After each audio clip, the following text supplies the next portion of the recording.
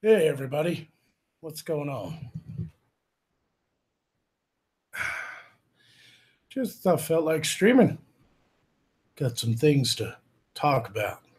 Brainstorm. That kind of thing.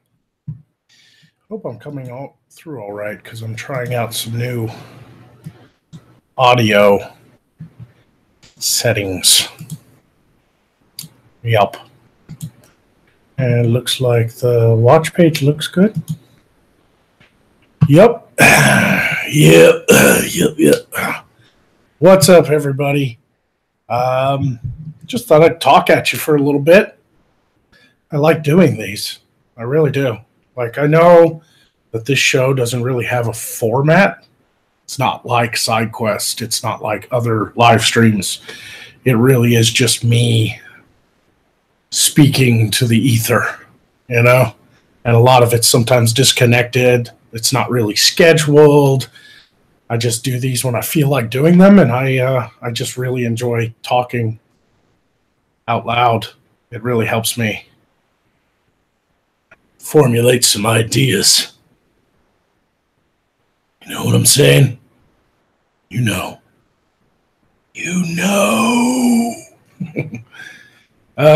Trippy Poops in the chat. Bullwinkle, what's up? Bullwinkle's the first one here. Guy must be bored.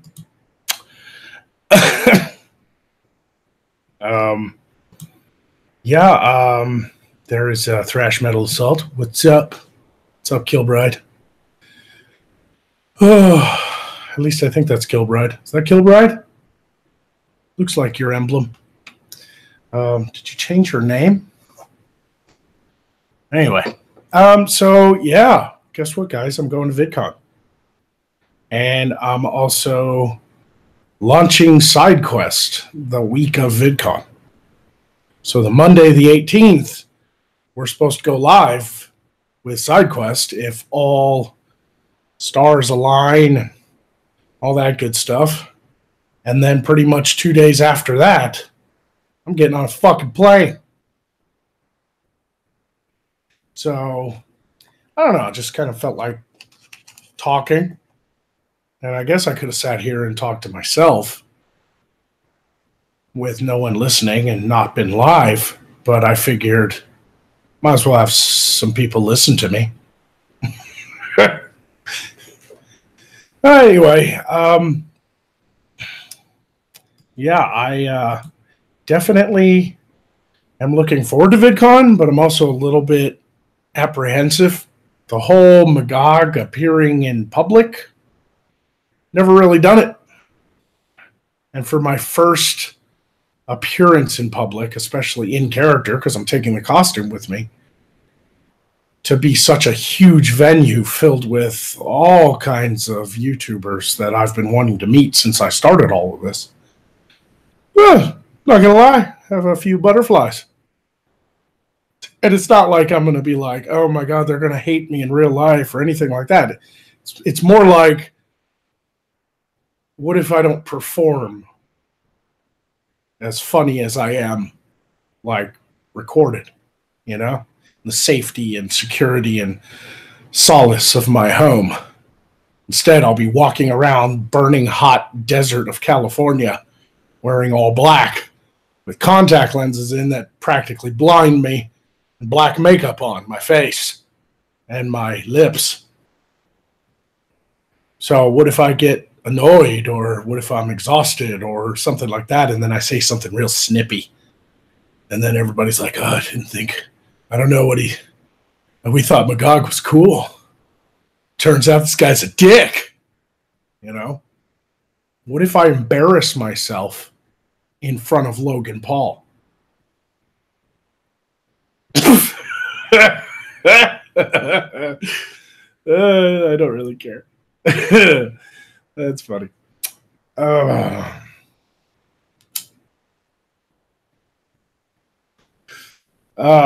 No, I got this. Yeah, sure. You know, I just I have no idea if that week is going to be just a fun, exhausting week or just plain exhausting. Busnut33 says Do you have to go in costume? Yeah, it's kind of expected of me to be in costume at least for a little bit, so that people like Sofane and Fat Pat like want pictures, and they're not the only ones. Like so many other YouTubers that are going are like, I've got to get a selfie with Magog of Morscar, like not the guy who fucking plays him. Nobody knows you.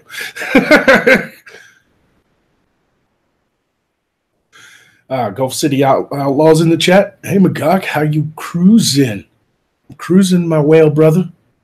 Cruising. Yeah, it's good exposure, if nothing else, anti-hero. Yeah, for sure. I'm just, like I said, I'm just kind of putting some thoughts out in the ether, I really just a little nervous about my first public appearance as Magog. What if I trip? What if everybody's got their cameras out and here comes Magog and then like a blinding contact lenses and I don't see a step and then I fucking face plant into the concrete. Then I got blood running down my face. I guess that would add to the effect. Dual Wield asks, are you tired of playing Magog? No. I love playing Magog. I really do. Inkadestin01 drops a sign in the chat, but the Lost Kings and their equally useless gods, Magog. I'm to be on the road at 0800 tomorrow, and you choose now to stream? Sorry. It's a Sunday night. I was kind of bored. I've been trying to figure out how to fix Skyrim, and I've had to finish a script because I plan on doing an episode tomorrow or Tuesday. I know it's been a while, but I had some family issues to deal with this past week with my uncle passing away. So people didn't get a proper Magog episode this past week. They only got a Poe. I figured nobody would care. Things happen. Real life happens. I've been steadily putting out content since I got out of school. So I feel like I was owed a week, especially with a death in the family. So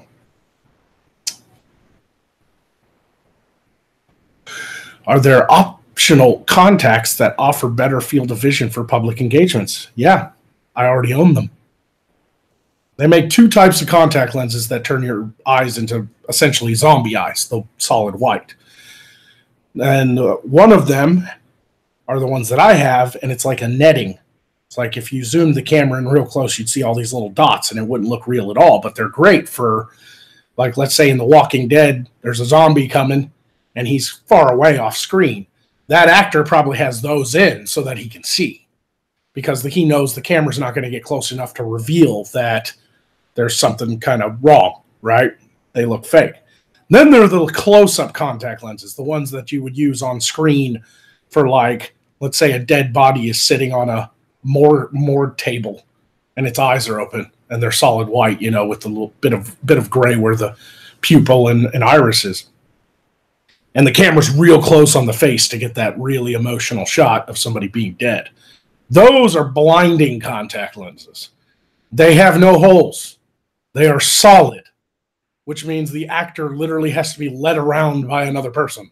They are literally no vision. Those are the two that are available that turn your eyes white.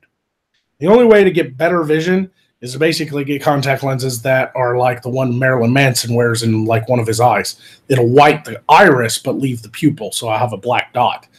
Then I'll have full vision. But that's not what Magog's supposed to look like. And I do like taking pride in the fact that when I'm in character, I stick to the character I created. So I just got to live with the fact that I'm going to be down to about 60% vision. It's kind of foggy. You can see, but it's foggy,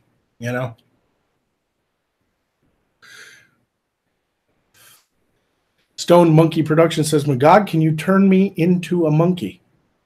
No. That would be a waste of magical abilities. And I don't know why you would want to de-evolve.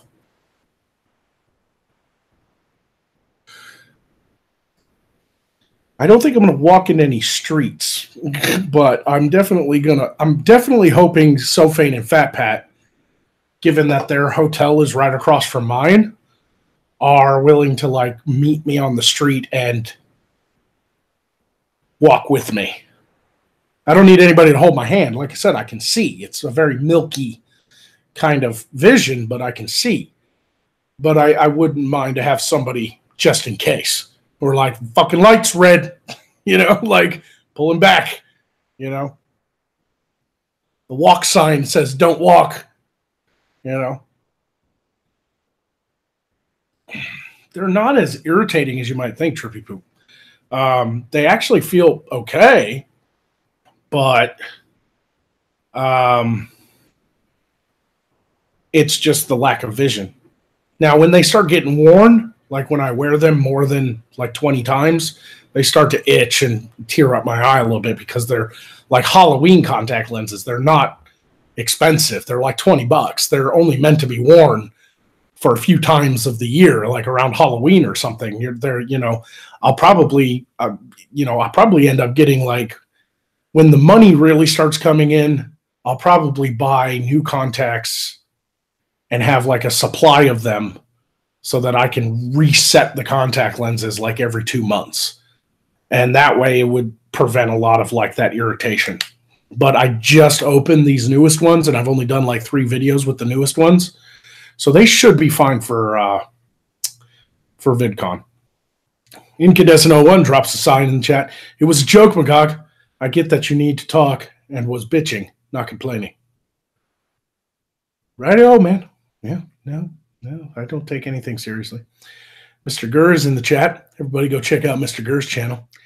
I've used similar all red contacts for Halloween costume. The red haze got a bit much in darker places. Yeah. They really suck when you have blinding photography lights in your eyes when you're filming, or if you're in like darkness, like at night. But during a clear day, walking around, you can see pretty much fine. I always like describe it as like if you were to take like that, like a real thin cloth material, like maybe something like pantyhose are made of. You ever stretch pantyhose across your face or something? It'll try to look through it. That's what it kind of looks like. You can see, but there's this kind of haze in front of your eyes. So anybody who's robbed a liquor store wearing pantyhose on their face knows exactly what I'm talking about. Hey, Buzz of the Hive. Buzz is in the chat. Busnut says, use this money to buy new cauldron at the Garden Ridge, LOL. I have no idea what that is, man, but thanks for the $10. I have no idea what the Garden Ridge is. All right, I'm sorry. Am I missing a joke here? I really don't. I don't know. Big Father Ent says, how often do you stretch pantyhose in front of your face? Well, I only know that from Halloween masks. They have that same material in the eyes so that, like, say you're wearing a skull mask, you don't want people to see like your iris. So they super glue this material in there. So on Halloween night, you can put it on and it hides your eyes with this blackness, but you can still see through it. And that's how thin that material is. And that's how I know. I was big into Halloween growing up, man. We used to do haunted houses. We'd decorate our entire house with all kinds of shit. Then me and my friends would get on all kinds of crazy costumes and we'd lay out in the yard, hide ourselves in the darkness, wait for the trick-or-treaters, scare the fuck out of them. JTRW says, you should wear a long black robe and invest in a hoverboard or a self-balancing scooter. You will never trip then, except on the weird otherworldly potions that you drink from time to time. Yeah, I just could imagine the viral video of Magog in all his glory with a flowing black cloak on a fucking Segway. Just shit would be funny. So you have any special plans for Anita Sarkeesian at VidCon? No, I don't. I mean, I doubt I'll even bump into her, to be honest with you, because I'm not actually going to the convention. I'm going to meet people, and I'm going to network, and I'm going to live stream with people and meet some of these guys that I've been wanting to meet for a year and a half. I didn't buy a pass to the inside of the convention. In fact, most of the people that went last year tell me all the good stuff happened outside the building, out where all the fucking public can go, like where all the fans can gather and Like, that was where the party was at anyway. I don't want to go to a fucking trade show. That sounds boring anyway. Plus, I know plenty of people that are going inside to sit down at like the YouTube conference thing and hear, you know, speeches about the future of the platform and all that stuff. I'll just get them to tell me about it later. I don't know, like, if it's even worth going to sit on a panel, because after last year and the whole Anita Sarkeesian thing, I doubt that she'll do the same thing because it was so bad for her reputation. She'll probably, like, if this happens again, I'm just going to keep my fucking mouth shut. I don't even know why she goes. She's not relevant anymore. I mean, fuck's sake. I mean, the last time I saw her channel, like, some of her latest videos barely got 5,000 views. Like, I get more views than that. Like, that fucking dumbass is not relevant anymore. Not in any realistic sense, like to the common people. Now, to these big CEOs of companies and everything, she's still like the voice of feminism and diversity. But to the average Joe Blow on the internet, everybody knows she's just full of shit. Con artist. So, yeah, she might be a masochist. That's true. Yeah. That's funny. So anyway, I thought I'd talk a little bit about Sidequest and talk a little bit about Vidcon and see what's what and whoopity-doo and all that stuff. Sidequest is getting exciting, but I need to brainstorm a little bit. I am going to be meeting up with all of my co-hosts on an off-air hangout tomorrow and trying to work out the last details. And this week is going to be very busy with me because I'm doing an all-new intro, I'm doing all new music and all that stuff for it. The overlays are done, but I still have to take my death pictures, and then I have to do some new animations and stuff that are going to appear on the show. So I've still got a lot of work to do. I plan on basically taking this week and pouring all of my energy into Sidequest because we're going live on the 18th. And given that it's the first episode of season 2, it's the rebuilding of the show, it's Sidequest remastered. And I feel like this is closer to the original vision of Sidequest than what we tried when it was just me, Beardy, and Vamp, that I want it to be perfect. And I really feel like it's important to get this show out there. So I'm probably going to, for the first episode, stream it on my main channel, just so I can introduce the proper Sidequest and what I've always imagined it to be to everybody that's a fan of mine. And then after that, you know, people can come over, subscribe to the live stream channel, and join us over there week after week, every Monday night. For Sidequest. Yeah, it's me. Yeah. Jack T. Ripper's in the chat. What's up?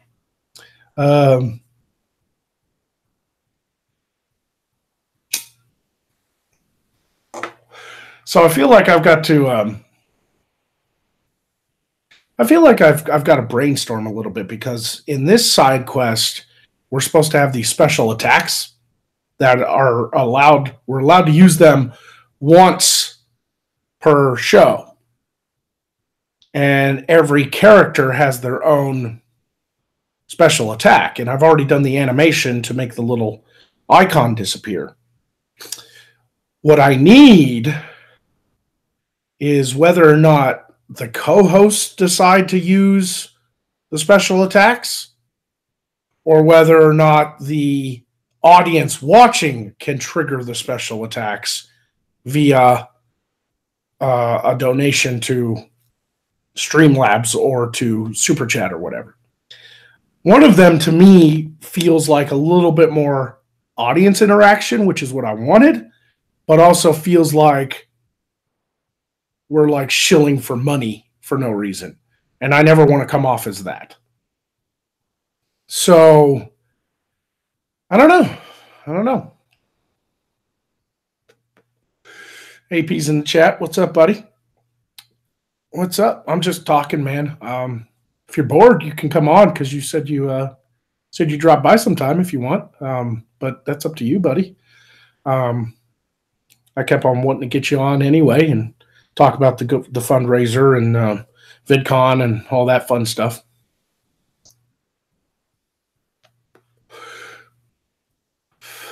Mr. Monkeylit says, speaking of Sidequest, how do I get those promo artworks to you when they are complete?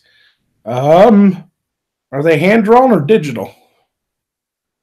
I can't remember. If they're hand-drawn, if you hit me up on DMs on Twitter, I'll send you my address and you can send them.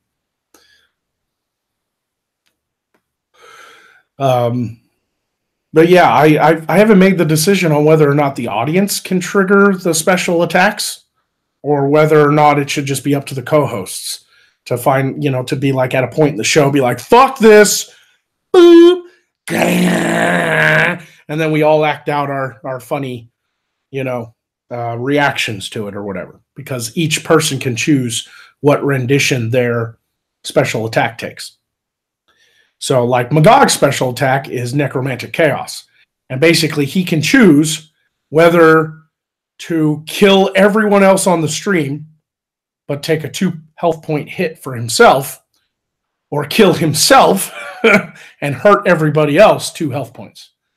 And that I gave that power to Magog just so he can decide, this story is fucking garbage and it pisses me off. That's it. I'm done.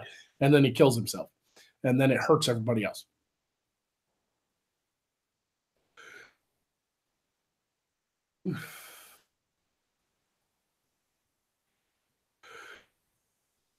We could do that, Jack. That's an interesting idea. You could we could do one rendition of it the co-host can choose, or the other one can be chosen by super chat.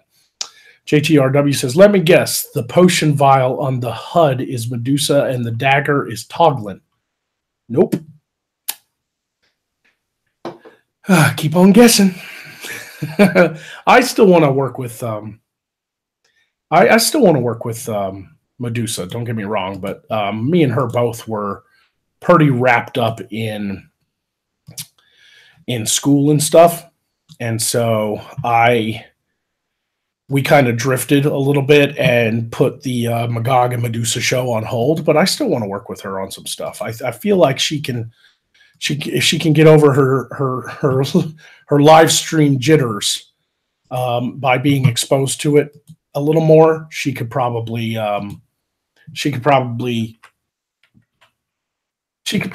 be a really great co-host, because she's really entertaining and funny and stuff when you're chatting with her off air. But on air, she goes a little quiet sometimes. She's not as flamboyant and eccentric as Magog, and so I felt like it was a little unbalanced. And that's nothing against her. I mean, some people aren't as talkative when they're live in front of 100 people, but maybe she'll with enough time on live streams with a bigger audience and actually kind of being in a character mode, maybe she could open up a little bit, Rev68 says Medusa and Magog are drift compatible. Get your Jaeger ready. Reverend Satan for $2 co-hosts don't want to risk the spam potential. I'm not revealing anything about our co-hosts, our new co-hosts, the 2 female co-hosts. I'm not doing it. No, it's a surprise. That's the whole point. If I revealed it, then everybody would be like, oh, and then maybe they won't come and watch the show, because then all the mystery is gone. I want the mystery there. I want people tuning in and going, I want to know. Obviously that's not to just get people watching, but I think it's part of the excitement. I don't want to ruin it. It's kind of like knowing what your Christmas presents are before Christmas. That's boring. Don't you want to wake up on Christmas and actually be surprised at what you're getting? Unless, of course, it's ass rape. Nobody wants that surprise.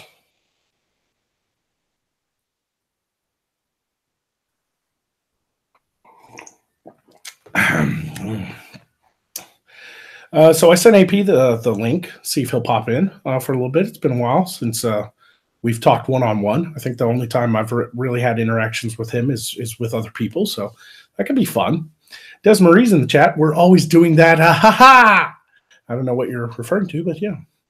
Clickbait, Magog? No. Clickbait would be like, so-and-so's going to be on the show and they're retarded. And you're going to be like, click on it because you're like, I want to know who's retarded. No, this is a genuine surprise. Genuine surprise.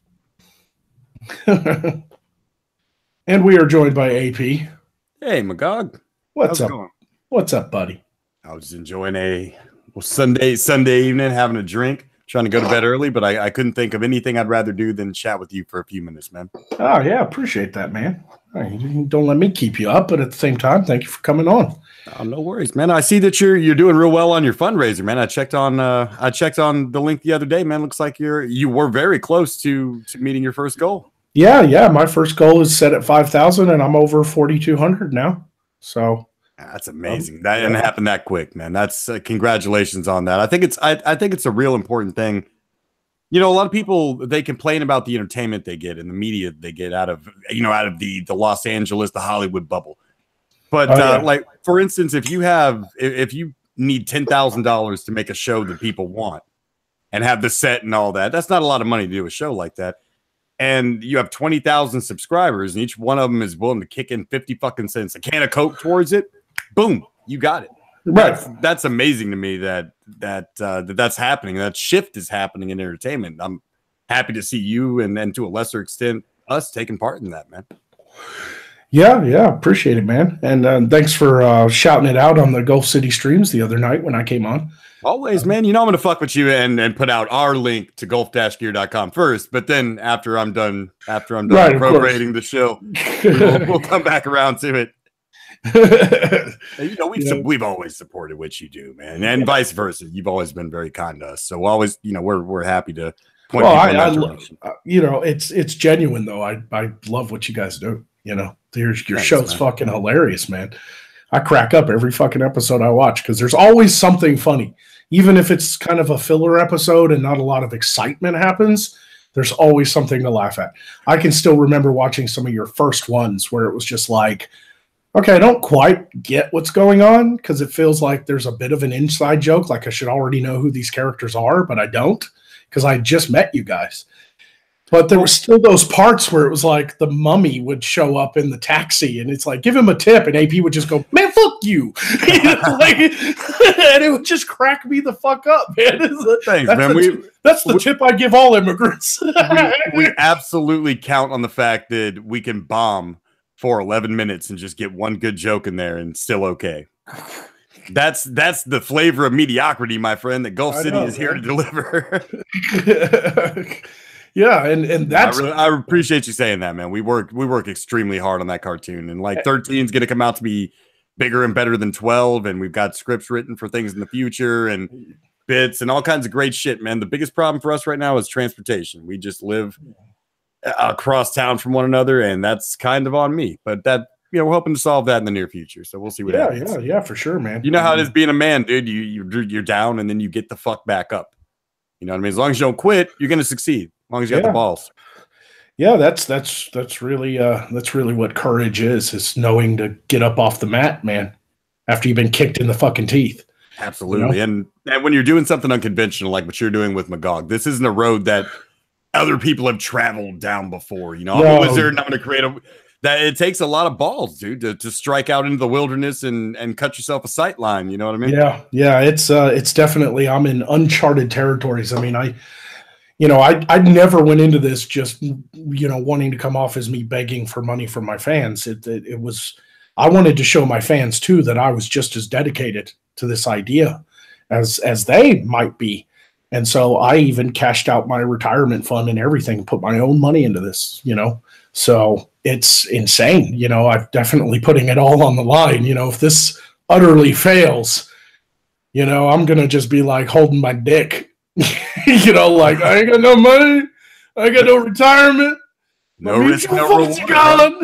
The higher the risk, the greater the rewards, man. If it works out, though, dude, you know, you could be that guy. Magog could have a, you know, I remember when we were around the same age when we were younger.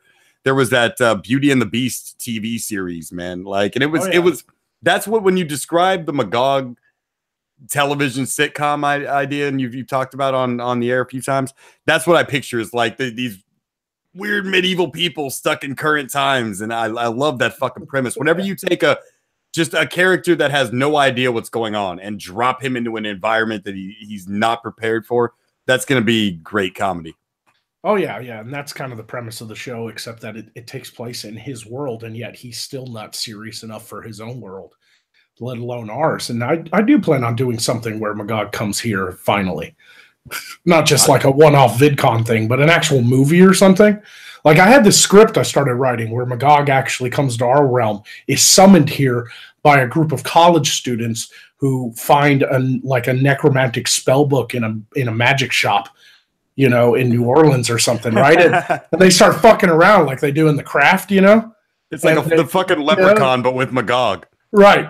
And Magog shows up and just gets entwined in their life. But the funny bit is these college students are all like SJW, feminist, hardcore progressive, like actual college students. I mean, I've been to college and it was bad, man. Is Magog going to like Johnny Lawrence Cobra Kai him and take him under his wing and make them all better people by the end? Right, right. The whole point of that wasn't to just fuck their lives up. It was also to their time with Magog. By the end of the movie, they start to realize that he's kind of right on some of the things, as fucked up as he is, and it starts to change their perspective. And that was the whole point. I didn't want to just do a comedy. I wanted to do a transformative comedy where these characters, you know, the girl with the pink hair finally decides to just, you know, stop bitching about everything and go and get a job and change her fucking hair color back and be a normal fucking person. You know, like I wanted to do that. I don't mind people with, you know, colored hair. Let's just get a couple friends from YouTube and remake PCU, but with Magog cast as draws. There we go. God, PCU, dude, you're pulling out the pop culture references on that one. Yeah, dude, that's what I do, man. I watched that the other day. I saw 2 new movies yesterday too, man. I saw Jurassic Park: Fallen Kingdom and Ocean's 8. Oh yeah, yeah. I haven't seen either of those. The last movie I saw was the new Infinity Wars. You could have you can wait for DVD for I said DVD. You can wait for the internet for you can get them both on Pirate Bay right now if you want. I figured they weren't really that great. Like, I love the Jurassic Park movies, as cheesy as they are, as ridiculous and over the top as they are. I've always liked them. Oh, I'm a huge fan of the Jurassic Park franchise, dude. I was watching that shit last night, and you know that scene they show in the trailer. I'm not going to spoil anything. Where all the volcanoes blowing up in the background and all the dinosaurs are stampeding.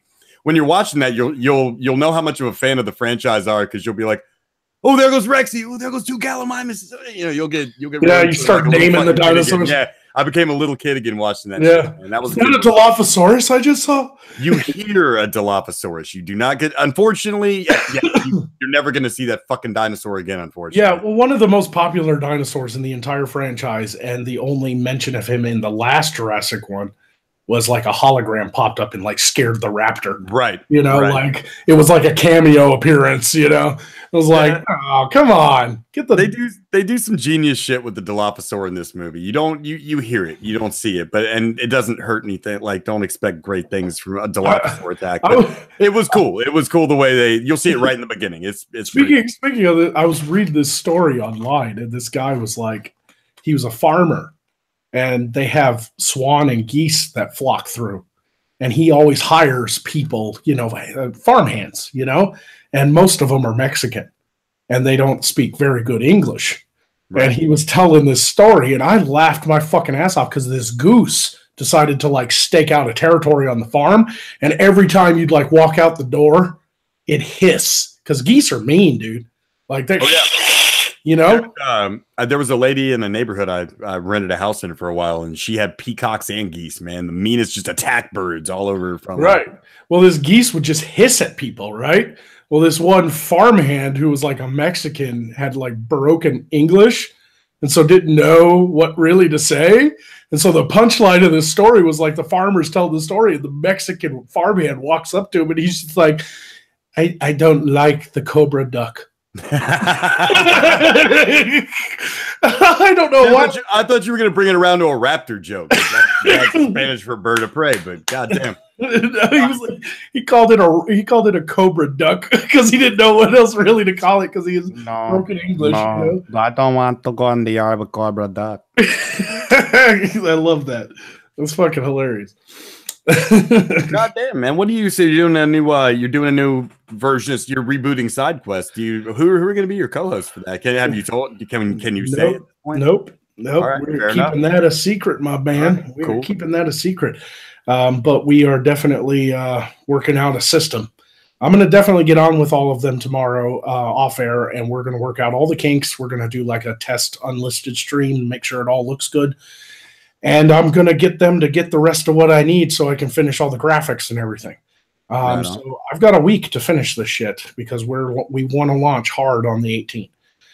So Monday the 18th, hopefully we'll be all ready to go. If it doesn't happen on the 18th, it definitely will happen after VidCon. Like I'm 100% ready to go. I've been ready to go for a while, but when you work with other people that live all over the fucking world, you've got to wait till all the stars are aligned. Plus, I never go half-assed into a show. It took me probably 38 hours just to do the overlay HUD in the first place. Are your prospective co-hosts gonna be able to attend VidCon with you? You said they were all over the world. No, I don't. None of the co-hosts that are on my show are going to make it to VidCon this year. Okay. So yeah, I wouldn't making sure to do it before VidCon just so you can use it as a promotional tool for you guys at VidCon would do no good without. Right. And it's not just for that. I mean, we've been meaning to launch this forever, but I wanted to wait until I was out of school. And then one of the co-hosts, I had to wait until she was done with some stuff too, like some summer classes or whatever. So yeah, I mean, we're almost ready to go. It's getting there. Right on. Looking forward to seeing that, man. Yeah, that'll be fun, man. So you're gonna be doing. Did I show you the HUD? No. Let me screen share that. I think that would interest you. I'm going to turn off the images. I'll just turn them to the death images because the death images are skeletons, so you can't tell who the co-hosts are. So I'm not giving anything away here. I've already shared this on Patreon, but let me screen share here and present to everyone. And I hope you can see that now. And here is the new overlay. Oh, right on. I like that. Yeah. Yeah, and there's everybody dead right there. Always been a fan of the Sidequest overlays and the life bar gimmick, how just draining up the life bars. And I even have good work, man. That's good art. Yeah, I even have like a water running out of that dragon's mouth and shit. I mean, that's what I'm looking at. One side's like the fertile dragon, the fantasy forest elven realm looking shit, and then the other side is like Magog's magic shop with the barrels and the dagger. Yep. I like it, dude. Yeah, I really like that. And that's Beardy's corner. I was about to say I know who has a beard and an axe in the immediate group of people you hang out with. So you're not fooling anyone on the bottom left. No. Yeah, everybody already knows Beardy's involved. It's the other two co-hosts that I have yet to reveal. One of them fair enough, because you put a beard on a skull, and I'm like, you're not keeping secrets well. Right, exactly. But yeah, one of them's a dark fairy, one of them's a thief. So I wanted to kind of mix it all. Everybody kind of had their own theme for their own corner, So the fairy has this magical woodland realm with crystals, and then it goes up to Magog. He's got like a dragon statue of this dark stone, And then it goes over to the thief, and she's got like a kind of a pirate thief kind of theme, with like rope and netting, and there's an arrow stuck in a treasure chest over there and a dagger. And then it goes down to Beardy, and Beardy's just got like barrels of beer and an axe. Like totally makes sense. That's all the Beardbarian needs. Yeah. And it's a little more simplified than the original Sidequest overlay, mostly because I didn't want a lot of like tiny clutter, because doing it with last year, it just didn't really make a difference once you started streaming. So I kind of cut down. It's still you're still doing readings, or are you going to like video based news? Because I know what you were doing with Sidequest before. It was almost a news. It was a satire news show. You would go over the news, and then these characters would give their takes on these funny news stories you guys would find. Is that still the format? It looks like you've got a big 16:9 space in the middle, and I know that's you show the host, but are you planning to also move more towards more video based? You're going to stick with verbal storytelling? No, that big empty spot is for us to show on our. We're in character. We all have sets now. And so what we're going to do is the same kind of gimmick, But Sidequest was kind of like a halfway there. It's like what we imagined for the show, we couldn't really do last year with Vamp and Beardy alone and Magog alone. And so we really feel like we found great personalities to tie in with, to kind of replace Vamp. She went her own way, and it was amicable. There was no fight or anything. I explained that to people. It just, she wanted to do something else with her channel. She never really wanted to be like a character from Magog's world, so she was just like a vampire from our world, and that was fine and everything. But these characters are from my world. I helped create them. Right on. So yeah, that's going to help the continuity a lot. And I like what you guys do. How you all fit into this same. I don't want to make it sound cheaper than it is, but I'm just going to use the words that are available to me. The fantasy realm. You guys like the Bearbarian and Magog, and these other two sound like like you said, these are from Magog's world. These other two, so right? That all fits so well together when it comes together all in one boiling pot. And so the theme is, originally with Sidequest, all we did was the grind, and then we'd bullshit with each other for another 15, 20 minutes, and we'd end the show. This time, every co-host is going to have a segment. So Magog's going to do the grind, which is the fucked up news stories from all over the world. Right. But Beardy is going to do This Week in History. So whatever week that is, he's going to find some fucked up shit from history and then also tie himself in it, because he's actually been around for a long time. The lessons of world wars are in repetition. Such is the lesson learned in the Wheel of Pain. Yes, yes. Yeah, exactly. And so he's going to do this funny kind of This Week in History type stuff and share some interesting knowledge with us, what happened at that same time 500 years ago. And then the Dark Fairy character, she's going to do these kind of like fucked up romance stories, maybe probably like missed connections from Craigslist, Instagram posts about like relationships and stuff, like really fucked up shit, because that totally matches kind of the sexy fairy. Yeah, no, that's an interesting idea. I haven't seen that done before. Like, people haven't thought of doing that, where they just go and dig up that particular content, commentated, and then the thief, she's going to do kind of a lifestyle of the rich and famous, because she's a thief.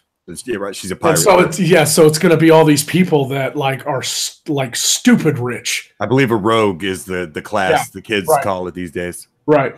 And so she's going to be like basically doing stories that involve really stupid rich people and how much she wants to rob them. So it's going to be like a skit show based, and so each little skit is going to be 20 minutes long, with banter in between to fill a 2-hour thing. And every skit is going to kind of match the characters. Have you ever considered playing another character besides Magog? Yeah, I already do. I do the voice of Poe. Well, okay, fair enough, dude. But I mean, like another live action human character, like let's say like a pirate or a fucking, I don't know, something else. Have you ever? I think if I didn't do Magog, I would definitely do a pirate. I love pirates.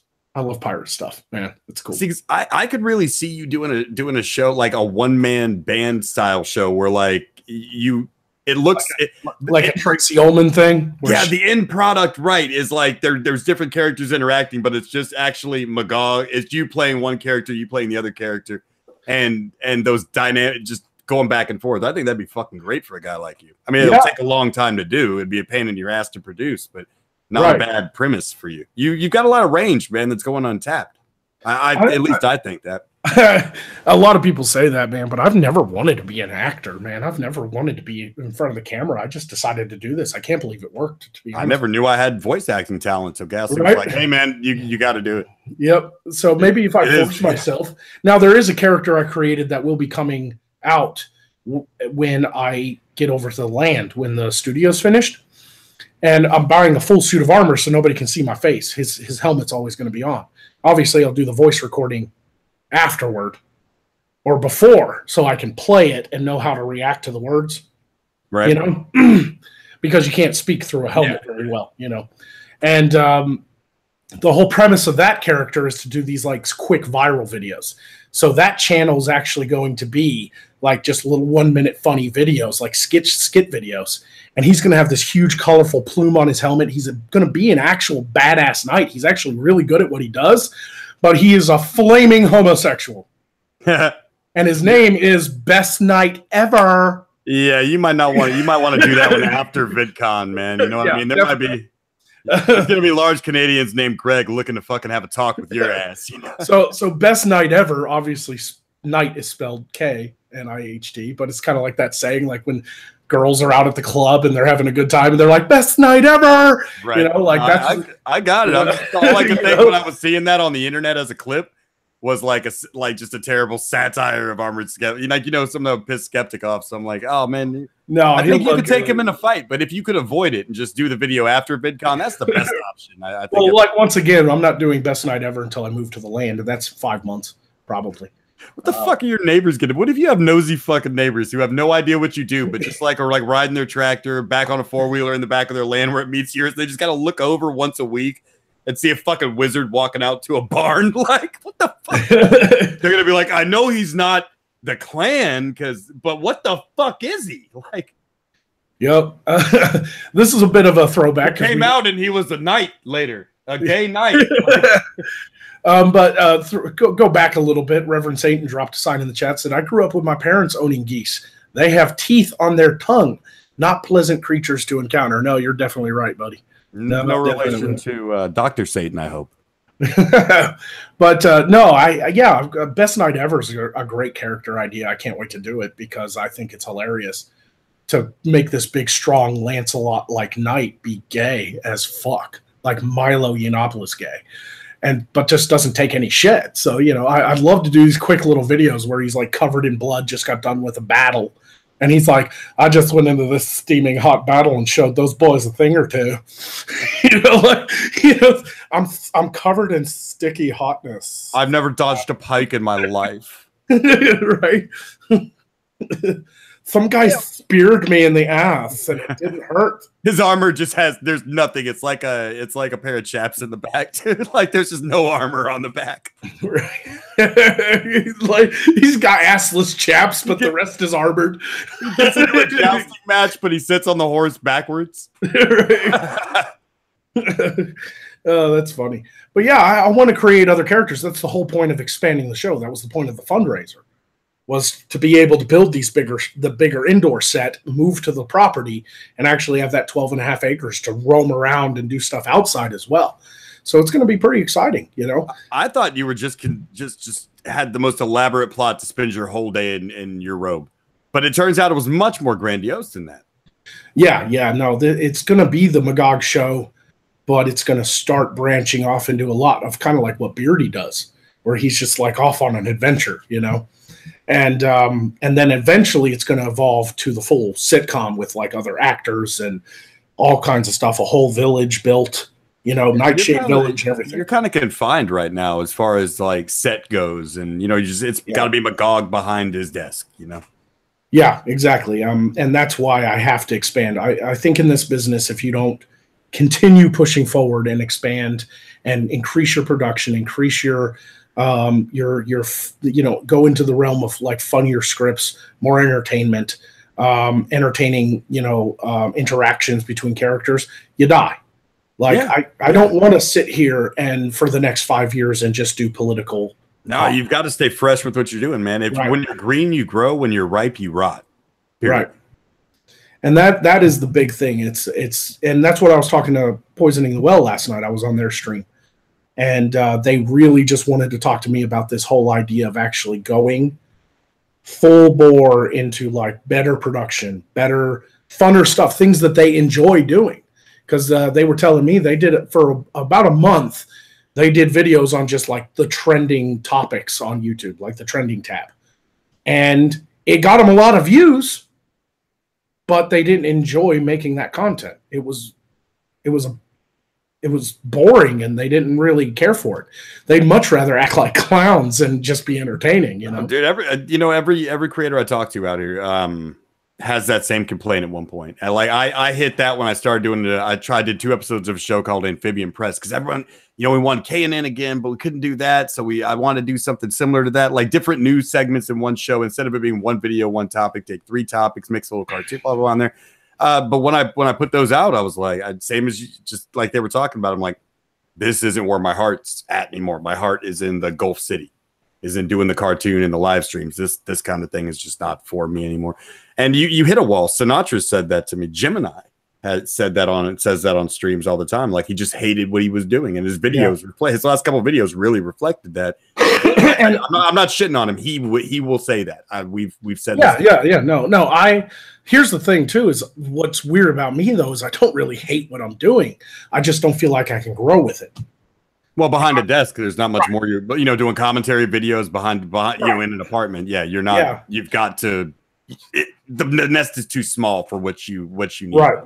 I really want Magog to actually get out there and do things and interact with other people, because I've always wanted to do more subversive comedy where, like, if I am making fun of something that I politically or socially disagree with, I'm not pointing a finger directly at a video or a person and going, you. It's more like a character in Magog's world kind of looks like that person.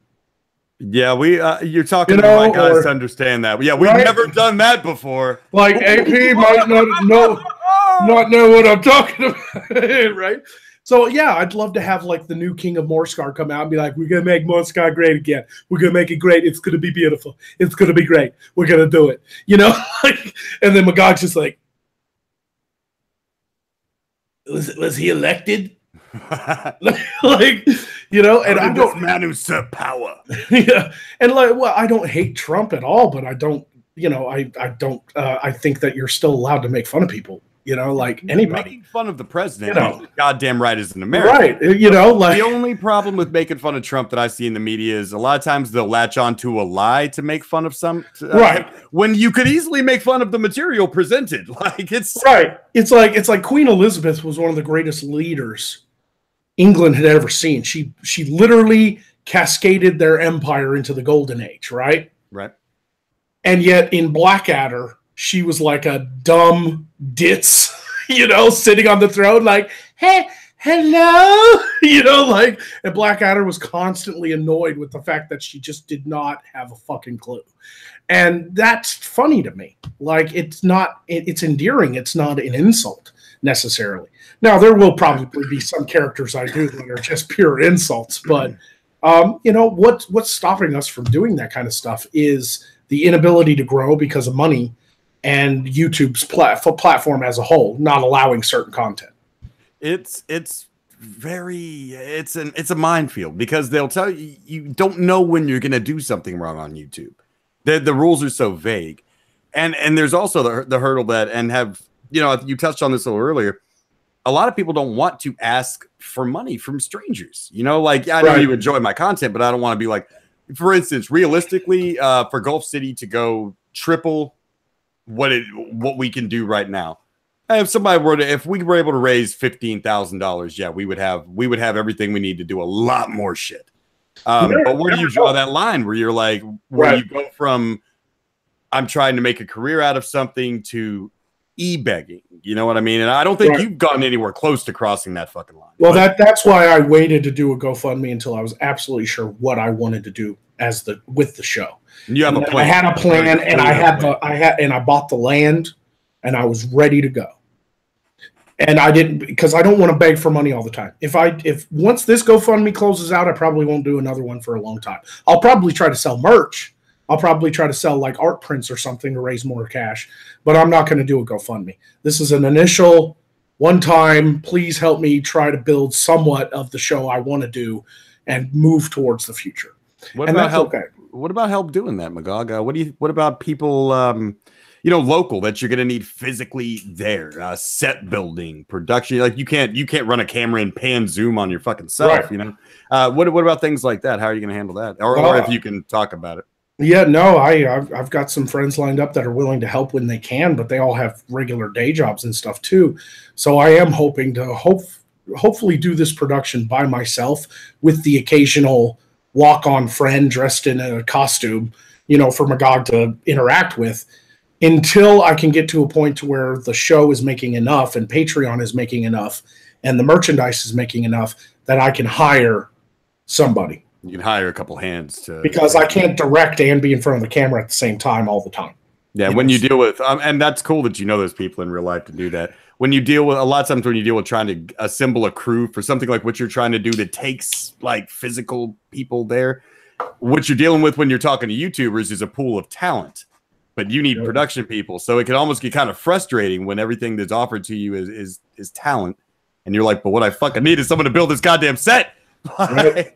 Now, somebody did ask earlier how Beardy was doing with Housewives. He's got that all figured out. We just did a stream. You guys should check it out on Beardy's channel. AP and Gasly were there. He's got a nice set now. Oh yeah, Beardy's a beautiful set, man. I'm proud as hell of what he did, what he's done there, and I hope that it pays off for him. Beardy and you are guys that you're waiting for the right set of eyes, and it's a bad time to try to break out of indie entertainment into something bigger because studios, they don't want to take a risk on something outside of the mold right now. Like things get complained about and buried over such bullshit. Like anything is a liability, you know? So if like, they're like, well, we like this. I think this premise with this wizard is cool, but could he say something about diversity? And you're like, well, you really want to hear what Magog has to say about diversity? He crushes his enemies and sees them driven before him. Like he's not that kind of guy. Like, the closest thing you'll get to diversity with Magog is somebody asking, "Are there black people in Morscar?" And Magog will go, "Not anymore." My best friend is a skeleton bird. Right? We're diverse enough. I like everything going on. And there are different races in the world. I just haven't been able to introduce them. I mean, there's an entire like desert kind of like oasis country called Kesh, where I guess you could say the African medieval type or the African Middle East type culture would be, and stuff. No, not at all. AP, what the fuck are you talking about, man? Magnificent libraries they have there in Kesh. Yeah, yes, they do. But like, and the capital city of Kesh is Carté, and it's like a massive like trade hub on the ocean, and there's like fucking like there's like 4 seas within the ocean, and and it's a very developed world, but I can't show any of it. All I got is a desk. Like. Dude, you're talking to the guys who I like. What you're saying right now is a complete echo of Ghastly's frustration, right. Where Gulf City is such a big thing. There is so many characters. Like if you go to the Facebook page, you can go through some of the photos and see some of the old sketches of all the characters and shit. And we just can't give you everything we want to in the time, like tomorrow and.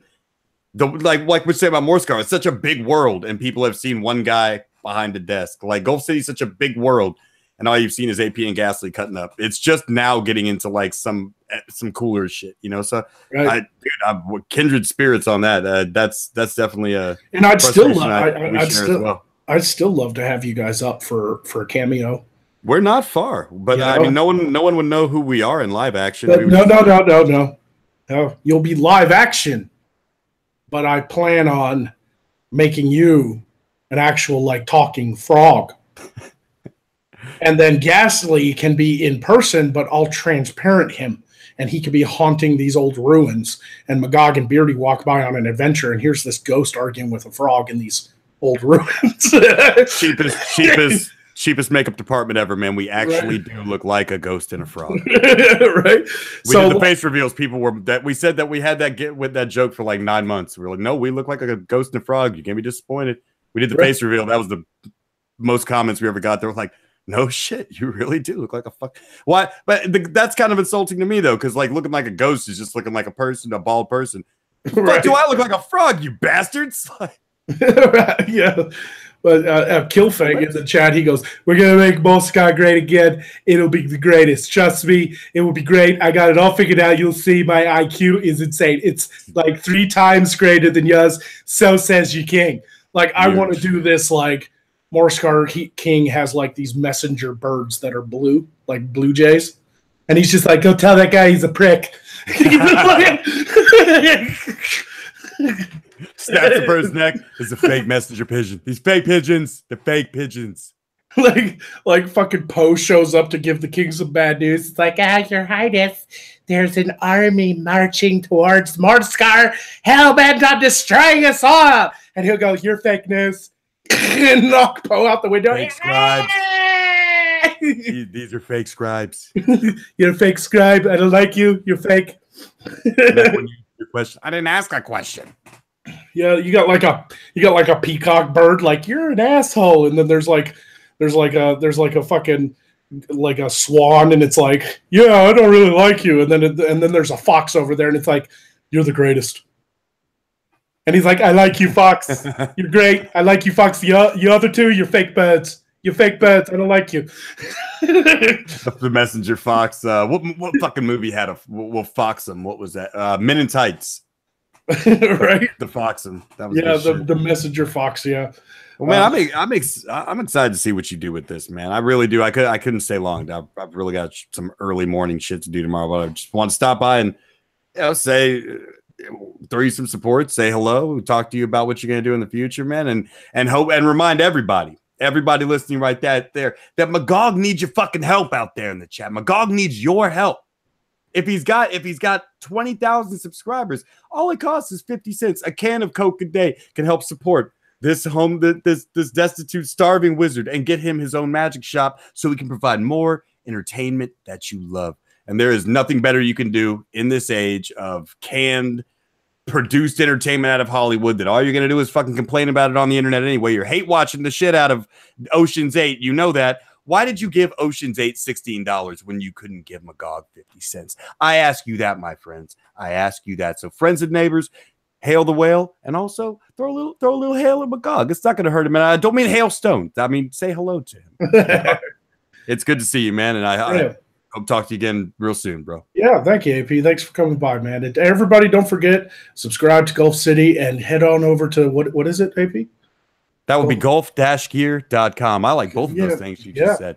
Golf-gear.com, everybody, and you can hail the whale in all the amazing ways. Get t-shirts and coffee mugs. Yeah, you don't even have to do it. You can hail the whale with clocks. We got panties. We got we got bikinis. We've got flip-flops. We've got shirts. We got bags. Oh man, hats. Shit. We got fake toenails. All kinds of shit that you can love at Golf. Yeah, they got all the swag over there. So. and the link to my GoFundMe is in the description here, so everybody go check everything out, man. That's right. Split up the money in your pocket right now, 50-50. Half to Gulf City, half to Magog and Morskar. That's right. And remember that the swag on golf-gear.com is the only swag sold in Gulf City. Take it easy, Magog. I'll catch you later. Later, AP. Have a good one, man. You too. That was AP, everybody. Always fun to have him on.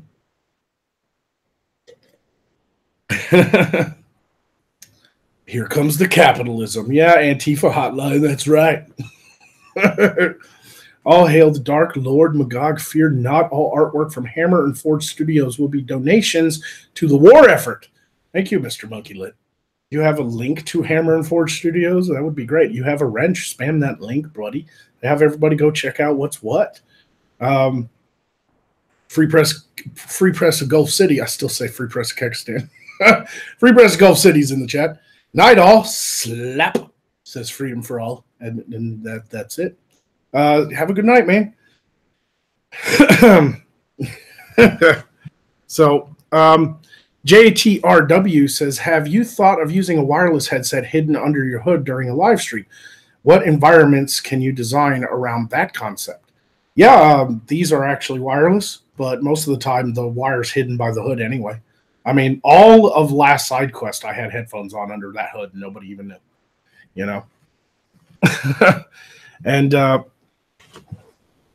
Anti-Hero Broadcast says, Magog, copyright lawsuits are stupid big right now, so you might want to look at Raymond Feist's work. He has a nation in his novels called Great Kesh. Don't want you getting fucked over, man. Yeah, I can check that out, I guess. If I have to make some name changes, I will. But at the same time, I have no idea who that is, so it's not like I stole it from him. So it's hard to prove copyright anyway when it comes to names of places. You know, you have to prove actual, like, legitimate intent in a court of law with copyright. So I could always like spell it slightly different and it'd be fine, you know, because it's just a place name. It's not even, you know, like even Magog isn't like an original name. It's in the fucking Bible, but who's going to sue me over that, you know?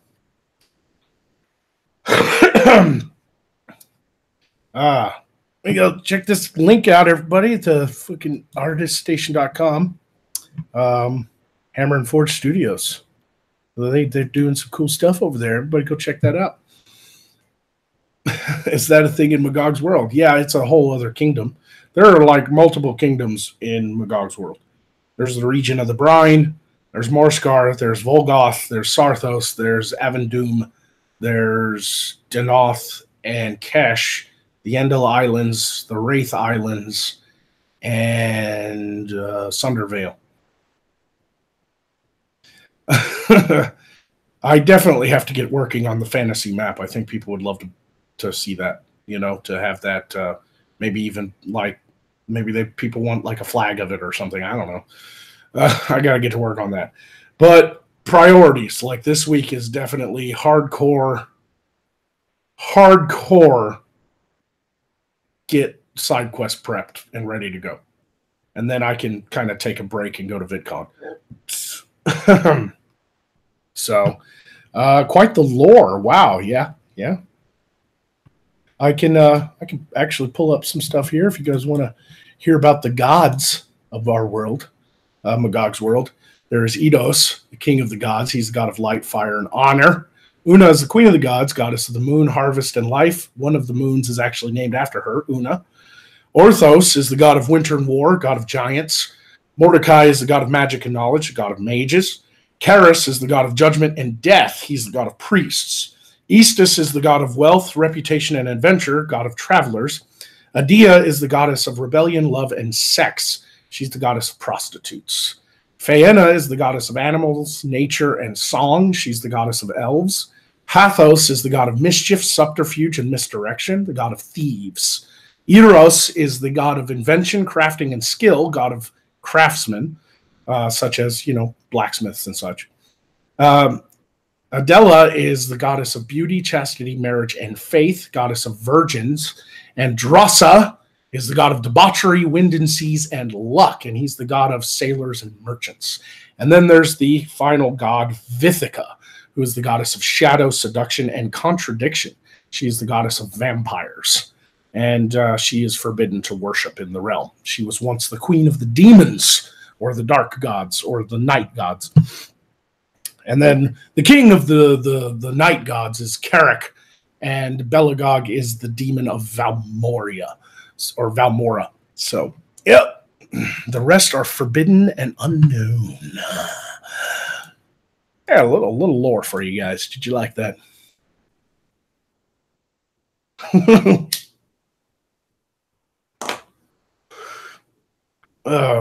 The god of brew would be Drossa, the god of debauchery, and, you know, the god of sailors and merchants and pirates and shit. So,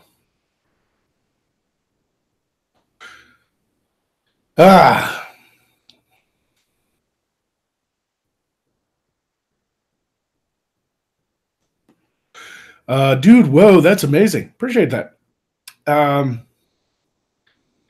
Liamus. I actually like that name. Can I use that name?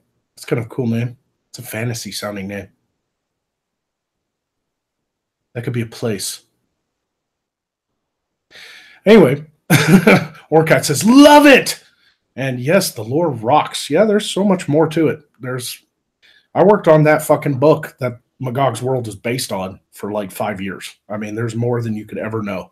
There is literally like a 4,000-year history of that world that I wrote out on a timeline, like everything that happened, like the different eras, you know. There was even a small amount of time, about 400-year period, where vampires ruled, you know, like the children of Vithica fucking came back, you know.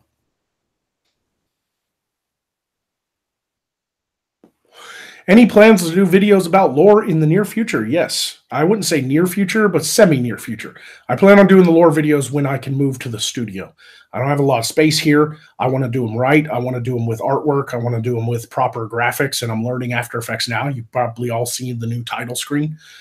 Once all that's done and I can do it properly, I will be releasing lore videos read by Poe or Magog or both.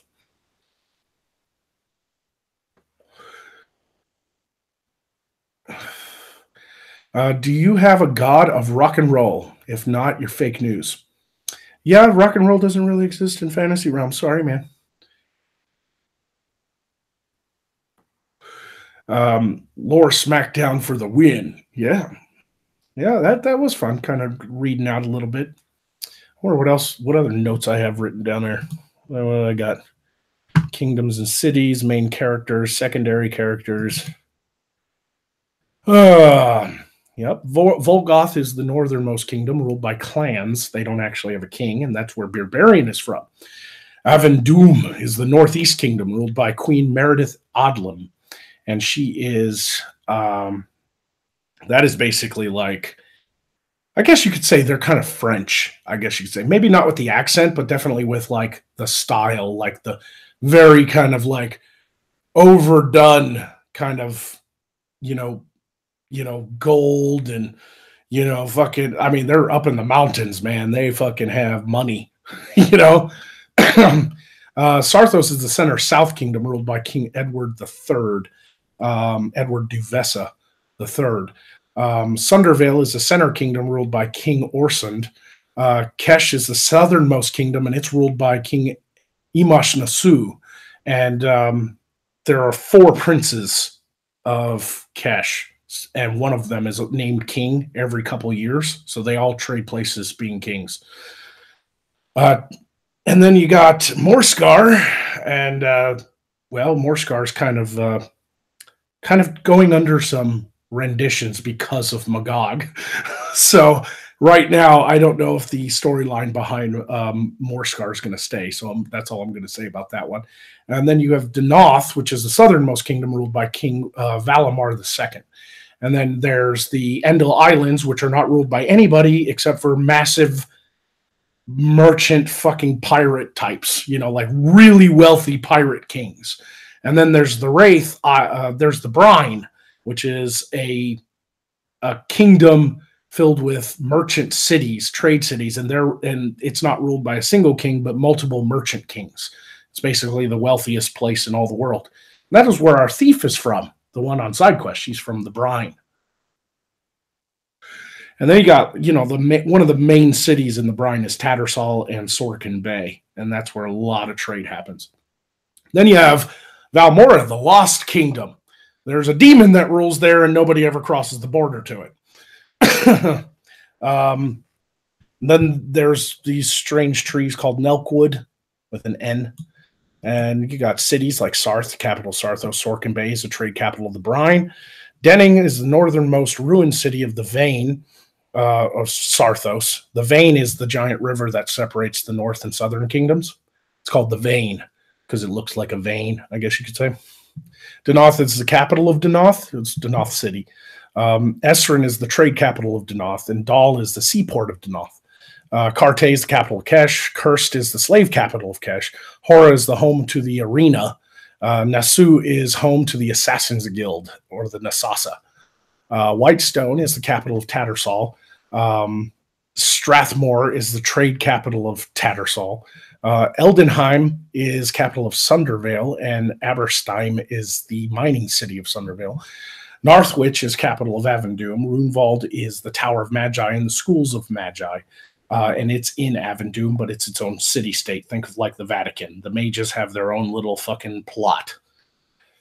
Valenheim is the guardians of the mages and magic. They're the Valenheim Vanguard, and they basically protect the mages, but also stop them from fucking with the regular world. Doncaster is the trade capital of Avendoom.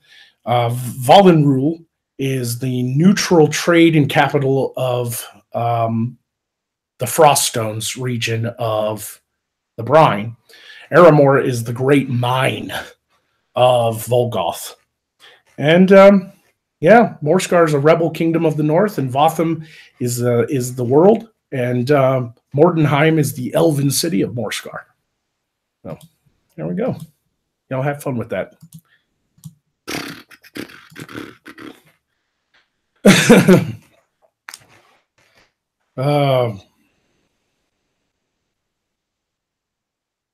That would work. Yeah, don't get me wrong. I mean, that's how fantasy works. Sometimes you take things that are real, like the Hashashin, which is where the word assassin comes from, and you fucking twist it and make it your own. Sometimes it works because people can connect with it because they know, but it's still kind of your own thing too. Sometimes you got to do that. You know, it's hard to make up everything. Sometimes you got to borrow. And since it's a medieval fantasy realm, it is based on medieval Europe anyway. So it's going to have some fairly average names, you know, like there is a King Edward, you know. Everyone who cares about Steven already hit the like button. I don't know who you're talking about. Just wondering if you had a chance to look at the comic I sent you based on one of Beardy's fables. I have not. Bump that message up. Type in bump and bump it up because I get so many messages. Some of them get pushed so far down I don't get to them. It just happens when you have as many fans trying to contact me and stuff. So sounds like plays dwarves Middle Earth in comparison. Kind of. In clans of barbarians, they worship the god of war and winter.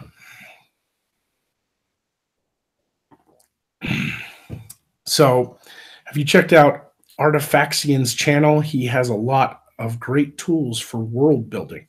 I might check that out.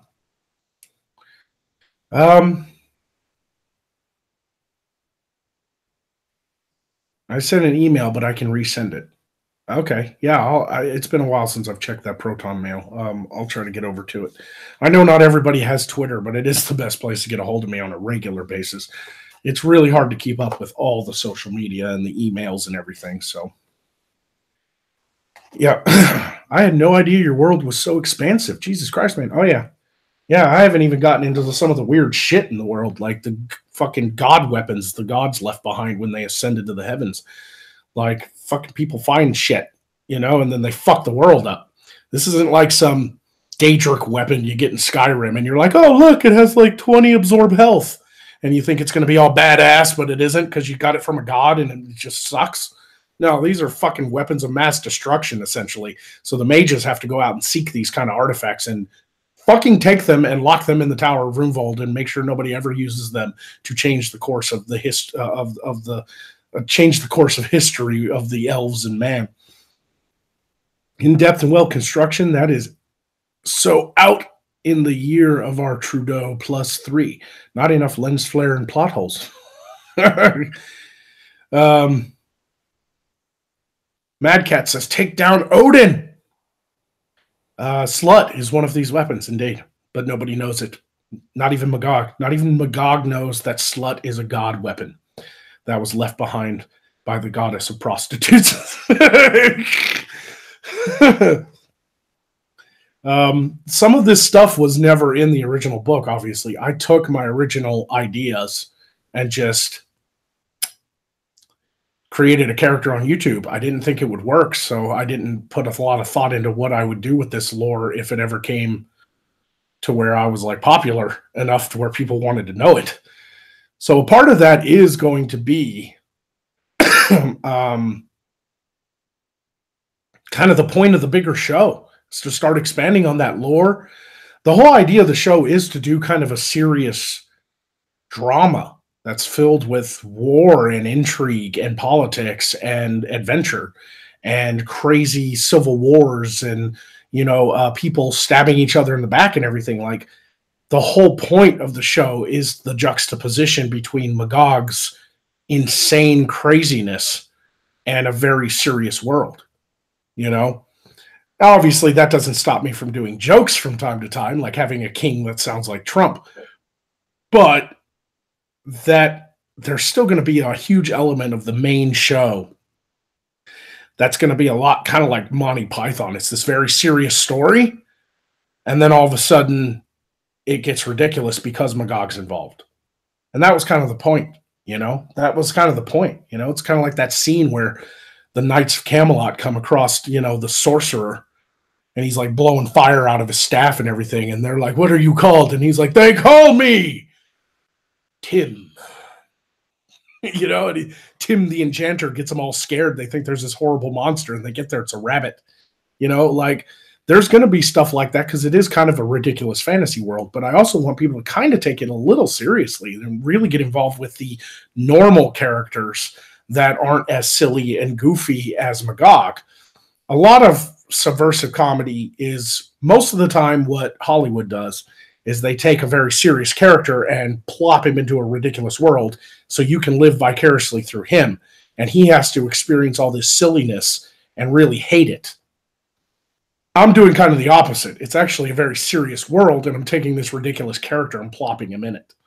So in many ways, Magog plays the fool, but a very powerful fool. So there's a little bit of a juxtaposition there.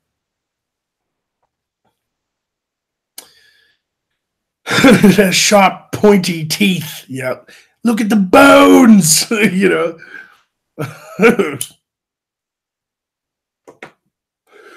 I soiled my armor. I was so scared. Yeah, I remember that. It's great stuff.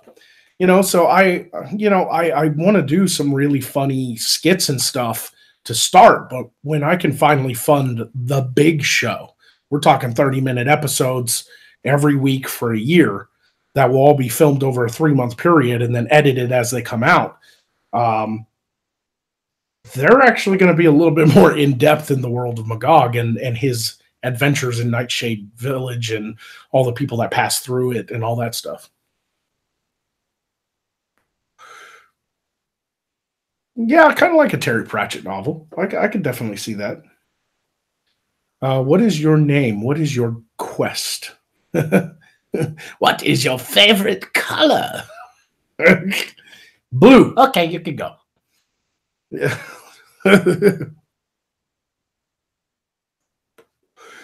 Yep. So anyway, yeah, I don't know. I guess I got a little sidetracked with AP coming on, but yeah, I guess I just want to talk a little bit and see what's what. Yeah, Sidequest, still trying to figure out what to do with the special attacks, but I think it's still going to be really fun, even if I can't introduce the special attacks right away. Second Fleet drops a sign in the chat. My lord, will you have use of an experienced guard captain who is also a well-trained craftsman and survivalist? Maybe. Step by step, we'll get there. I've had a lot of offers of people wanting to come down and help me build the village. And I'm thankful for everybody who's offered, but I can't answer those questions now. I am not quite there yet financially. There's just not enough people really donating to the GoFundMe. And so like I'm thankful for what I got, but it's not near enough to build the whole village and the entire show. But it's enough to get started. It's enough to get started, build the bigger indoor set, get the, you know, once the land is cleared and the building is built, I can finally move in up there and build the nice Magog set using that money. And eventually, yeah, get started with a much bigger production Magog show so that he's not just sitting behind a desk. Then after that, we'll see where we go, you know?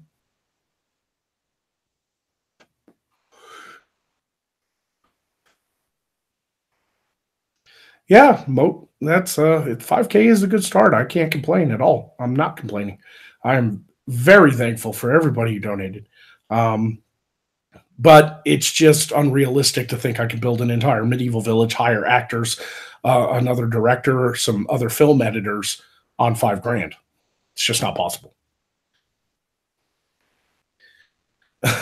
Mad Cat says, favorite color? Blood. It's a good favorite color. So yeah, I'm really excited about the future, and we'll see what happens at VidCon. Maybe, you never know. I mean, I might show up in VidCon and get on live streams with the right people and reach an all new audience, and maybe I'll grow a little bit and more people donate, and we'll see where it goes, you know.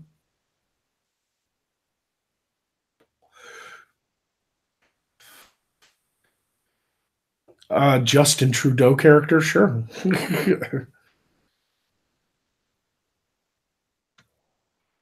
Charles Fowler says, I want to donate, but money's really tight. I do donate monthly. No, don't apologize for that, man.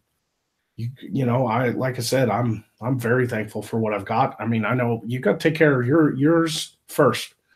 You know, I'm already so appreciative of everybody. No, I'm not driving out to VidCon. I'm flying out this year. I wanted to drive so I could see the Southwest, but I just can't pull that off. It's too long. It's too long. It's too far away. You know, right now, it would mean a massive break from my channel and content. I don't want to risk that, and it's a lot of wear and tear on my car and stuff like that just to go to VidCon. Essentially, I'm gonna have to wait until I can make my my touristy trip through the Southwest because I've never seen it, and I've always wanted to drive through Southwest, take whole Route 66. Maybe next year. I don't know. We'll see where I'm at financially, because it was hard enough raising, you know, saving the money for the past year since last VidCon to go to this VidCon. I mean, I was putting like $100 away a month, you know, like, you know, I hope this works, you know. And that kind of made things tight for me as well, you know. So we have to understand the rich diversity of the Orcish culture. If you slay your enemies trying to smite you, they win. That would be interesting, a pussified orc leader, you know?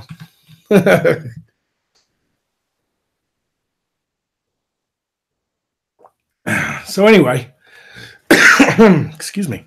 I guess that's about it. It's 11 o'clock.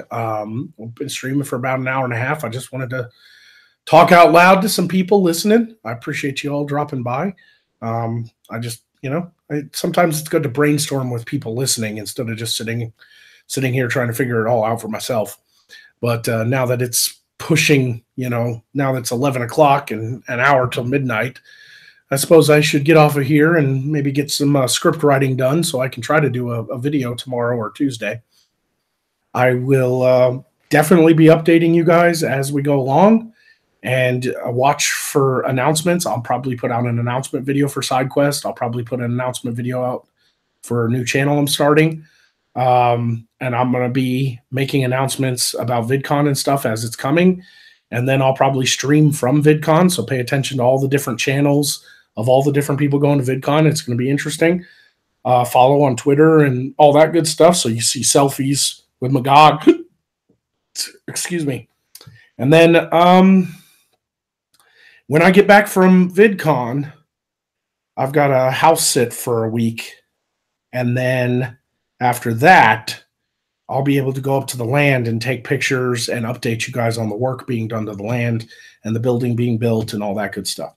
So keep an eye out on Patreon for pictures and updates, and keep an eye out on Twitter for it. And I'll do a video when I can. I'll do live streams when I can and show the pictures and the step-by-step process of everything being done.